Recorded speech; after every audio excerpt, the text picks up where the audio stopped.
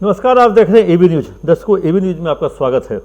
आज हम ऐसे एक पटना के ब्लाइंड केस की चर्चा करेंगे जिसमें पुलिस के हाथ सुराग तो घटनास्थल पे पहले दिन नहीं कुछ मिला था, लेकिन 3 दिनों के अंदर पुलिस ने उस केस को सुलझा लिया। बहुत ही बारीकी से उसको कहें, जो इसमें एफएसएल डॉग स्क्वाड की टीम की मदद से।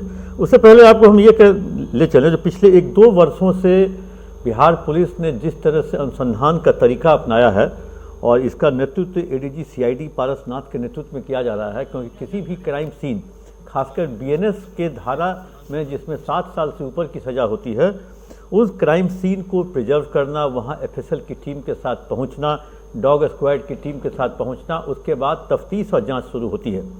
पहले के ज़माने में हम लोग मेट्रो सिटीज़ में देखते थे, जो घटनास्थल को पीली पट्टी से डू नॉट क्रॉस करके घेरा जाता था।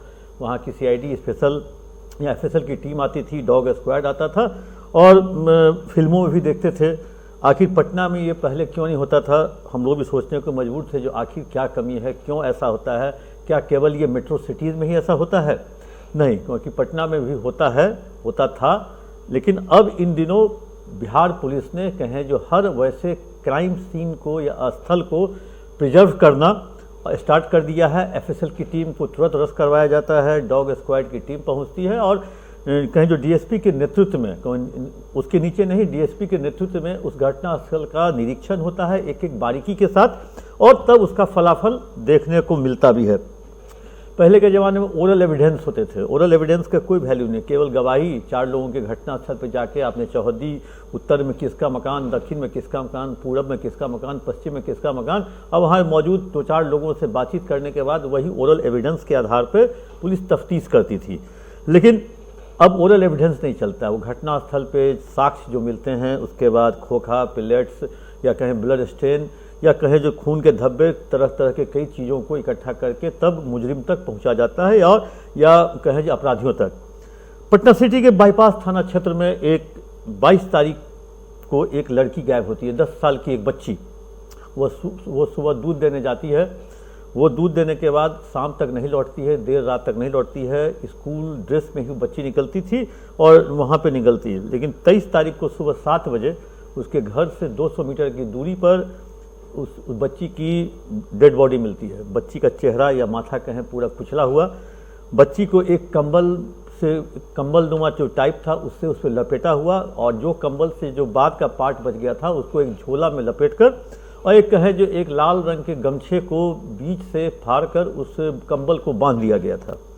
पुलिस की टीम जाती है वहाँ, उसको प्रिजर्व करती है। वहाँ कहें जो पीओ को, घटनास्थल को पूरी तरीके से देखती है। एफएसएल की टीम पहुंचती है, डॉग स्क्वाड की टीम भी पहुंचती है। लेकिन उस कंबल में आश्चर्य होगा, उस कंबल के बारीकी में देखा गया तो वहाँ बकरी के बाल मिलते हैं। बकरी मतलब उसके रेसे। पुलिस को ये समझ में आ गया, जो ये कंबल उस जगह पे रखा गया था जहाँ कहीं 4-5-6 बकरी का पालन हो रहा है, या 4-5-6 बकरी वहाँ रखा गया है। उन जगह से ये कंबल को लिया गया। उसके बाद पुलिस वैसे तमाम उस इलाके के वैसे तमाम लोगों के आसपास घर छानबीन करती है जहां बकरी का पालन होता है। अमूमन कहें जो तंग बस्तियों में ही बकरी का पालन होता है, क्योंकि बकरी के दूध का कहें कोरोना में काफ़ी मात्रा हुआ था, और कहें जो प्लेटलेट जब घटता है तो लोग बकरी के दूध का सेवन भी करते हैं। तो पुलिस ने स्टार्ट किया तफ्तीश। पुलिस को कहें जो 22 तारीख 23 तारीख को डेड बॉडी मिला। 24 तारीख को पुलिस खाली हाथ रहती है। पुलिस को लगातार कहें जो बकरी पालन केंद्र के आसपास के घरों की तलाशी लेती है। बकरी पालन कहें जो उनको सफलता नहीं मिलती। 24 तारीख को कहें जो 24 तारीख को भी नहीं, 25 तारीख को उस लड़की के घर से, उस बच्ची के घर से 200 मीटर की दूरी पे एक कूड़ा पॉइंट था, मतलब गार्बेज पॉइंट। गार्बेज पॉइंट में एक पैंट, एक कहें जो बच्ची का कुछ कपड़ा, बच्ची के चप्पल, और एक जीन्स पैंट, मतलब जिसकी कहें जो लंबाई लगभग 5 फीट 2 इंच के आसपास, और कहें जो वो वहाँ मिलता है जिस पे खून सना हुआ है। बकरी, माफ़ कीजिएगा, बच्ची का चप्पल जिस पे भी खून सना हुआ है। तो इससे अब पुलिस यकीन हो गई, जो ये गार्बेज पॉइंट के आसपास ही अभियुक्त का कहें जो घर है और जिसने इस घटना को अंजाम दिया। पुलिस उस गार्बेज पॉइंट के आसपास तफ्तीश शुरू करती है। क्योंकि पुलिस के पास कोई मोटिव, क्योंकि पुलिस के पास उस बच्ची की हत्या का कोई मोटिव भी नहीं दिख रहा था, कहीं किसी से कोई झंझट नहीं, सीसीटीवी भी नहीं, उसके स्कूल में पता किया, स्कूल में भी कोई झंझट नहीं। तो आखिर बच्ची की हत्या का कारण क्या है? गार्बेज पॉइंट के आसपास पुलिस तफ्तीश शुरू करती है। वहाँ पे एक पॉलीथीन में एक कहें जो एक अमेज़न का एक रैपर मिलता है, और उस रैपर वाले उस पॉलीथीन में अमेज़न का रैपर और उसमें कुछ कार्ड्स, स्टिकर, कैलेंडर सब मिलता है और सब पे खून लगा हुआ। उसके बाद उस खून को बच्ची के चप्पल जो हम बरामद हुआ था उस खून के साथ उस सब को मिलाया जाता है, तब जाके उसको एफएसएल की जांच के लिए भेजा जाता है। लेकिन वो जो अमेज़न का रैपर था वो किसी और का था, उस पुलिस को डाइवर्ट करने के लिए उस हत्यारे ने अपने पड़ोसी का, अमूमन कहें जो अमेज़न हो या फ्लिपकार्ट हो, उसका जो लोग यूज करते हैं उसके सामान निकाल लेने के बाद उसके रैपर को लोग डस्टबिन में फेंकते हुए या कहें बाहर इधर उधर फेंक देते हैं, और उसी तरह वो फेंका हुआ था। उस जो हत्यारा था, अब तक हत्यारे के पास पुलिस पहुंची नहीं है, उस हत्यारे ने अपने पड़ोसी का कहें जो अमेज़न का रैपर उस पॉलीथीन में डाल दिया था ताकि पुलिस डाइवर्ट होकर उस घर तक पहुंचे। हुआ भी यही, पुलिस उस घर तक पहुंची जिसका नाम था उस रैपर में। उसने कहा जो मैं इस तरह का रैपर यूज़ तो किया हूँ और मेरा सामान आया था। उसके घर की तलाशी होती है, तलाशी लेने के बाद पुलिस को वहाँ कुछ मिलता नहीं। उसके बाद पुलिस तलाश करते हुए, और उस गार्बेज के चारों ओर मुश्किल से 10 मकान था। पुलिस एक एक करके सबकी तलाशी शुरू करती है, सबकी तलाशी लेती है, कहीं भी कोई संदेहास्पद सामान नहीं मिलता है। एक मकान था जिसमें बाहर से ताला लगा हुआ था लेकिन पीछे का रास्ता खुला हुआ था।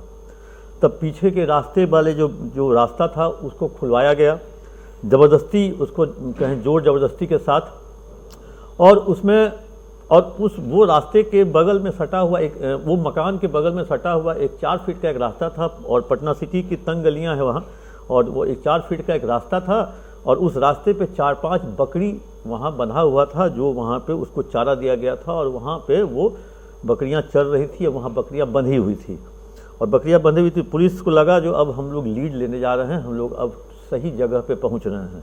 पुलिस ने जब उस कमरे को खुलवाया तो कमरे में देखा जो एक युवक, लगभग 40 साल का युवक, 40 साल का युवक ही कह सकते हैं, और अपने को रूम में बंद करके, पंखा ऑफ करके, क्योंकि 22 तारीख का प्रचंड चैत का महीना, पंखा ऑफ करके अपने आप को बंद किए हुए और पसीने से तरबतर।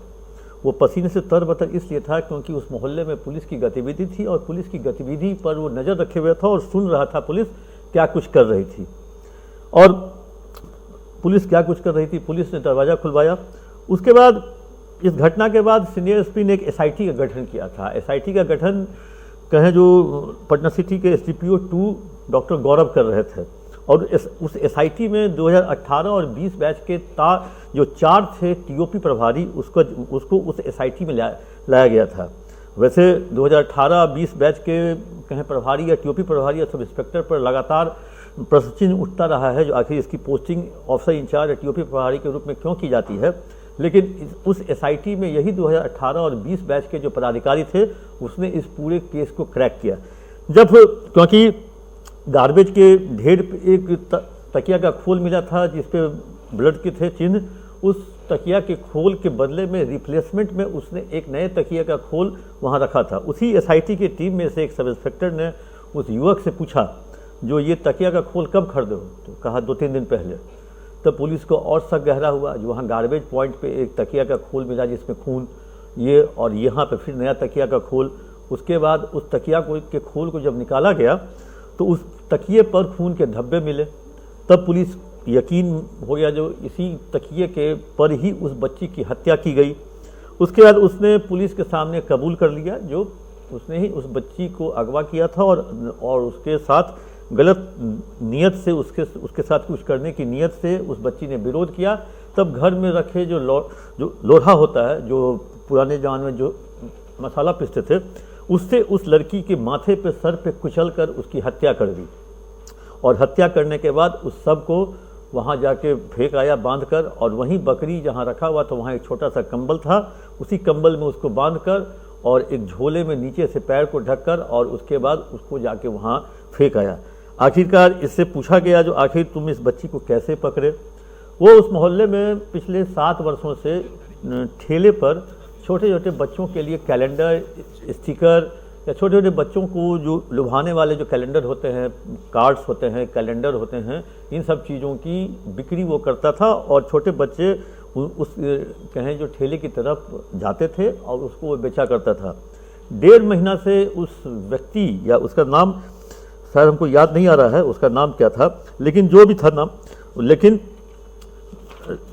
लेकिन जो भी वो 1.5 महीने से उस बच्ची पे नज़र रखे हुए था और उस पर, और वो जिस दिन वो 22 तारीख को दूध देकर जब वहाँ से लौटी, उस बच्ची को वो स्टिकर, कैलेंडर या कहें जो भी का बहाना और फुसला कर उस बच्ची को अपने साथ ले आता है और कहें जो 22 तारीख को ही उसके साथ ये घटना को अंजाम देने के बाद 23 को अर्ली मॉर्निंग वो जाके बच्ची के शव को वहाँ जाके फेंक आता है।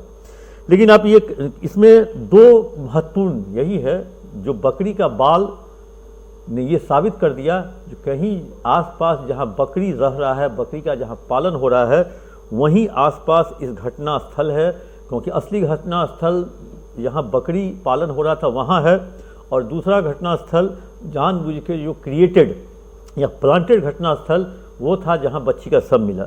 अब इसमें डॉग स्क्वाड जब उस गार्बेज पॉइंट के पास जब वो तकिया खोल मिला और एक जो गमछा जो आधा पार्ट बचा हुआ था और आधा से बांधा हुआ था, उस गमछे को सूंघ कर उस कहें जो उस अभियुक्त के घर तक पहुंचता था, लेकिन अभियुक्त का घर बाहर से बंद रहता था, जिस कारण से पुलिस वहां अंदर प्रवेश नहीं कर पाती थी। लेकिन कुत्ते ने कहें जो डॉग स्क्वाड की टीम ने या उसके हैंडलर ने इस तरीके से उस अभियुक्त के दरवाजे तक तो जरूर पहुंचा दिया था, लेकिन वो इतना सातिर था जो एक तरह से कहें जो एक तो पुलिस को डाइवर्ट किया, जो अमेज़न का या कहें फ्लिपकार्ट का जो वो रैपर फेंका अपने पड़ोसी का, दूसरा वो बाहर से दरवाज़ा बंद करके पीछे के रास्ते से वो निकलता था और गार्बेज पॉइंट पे पहुंचता था, इसलिए जो पुलिस का जो कुत्ता था वो थोड़ा कंफ्यूज कर रहा था। लेकिन एक ब्लाइंड केस को पुलिस की एसआईटी ने और ये कहें जो यंग ग्रुप जो 2018 और 20 बैच के सब इंस्पेक्टर और जो एसआईटी के जो लीड कर रहे थे एटीपीओ 2 डॉक्टर गौरव और पूरे मॉनिटरिंग कर रहे थे सीनियर्स भी, क्योंकि इस 22 को घटना घटती है, 23 को ठीक नहीं मिलता है, 24 को पटना सिटी में आंदोलन भी हो जाता है शुरू।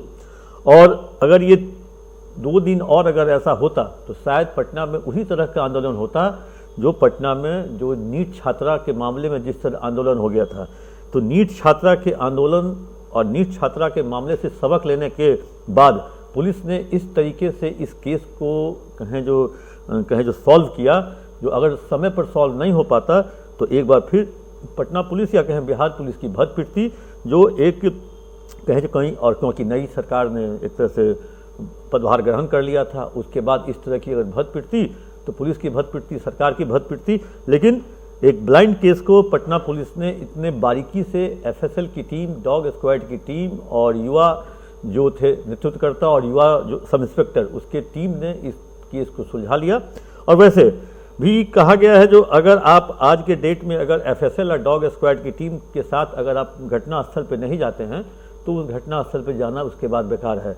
वैसे इन दिनों बिहार में अब इस तरह की घटना स्थल को तुरंत उसको प्रिजर्व किया जाता है, डोंट क्रॉस करके येलो जो कहें उसको घेरा जाता है। एफएसएल की टीम तुरंत रश करती है, क्योंकि अब हर रेंज और हर जोन में एफएसएल की टीम है। अब तो मोबाइल वैन भी है एफएसएल की, अब हर जगहों पे डॉग स्क्वाड की टीम है। इसलिए इस तरह की घटना को अब क्रैक करने में पुलिस को हो सकता है थोड़ा समय लगे, लेकिन क्रैक जरूर कर लिया जाता है। दर्शकों दीजिए इजाज़त, आप अपना कमेंट बॉक्स में जाकर जरूर दें।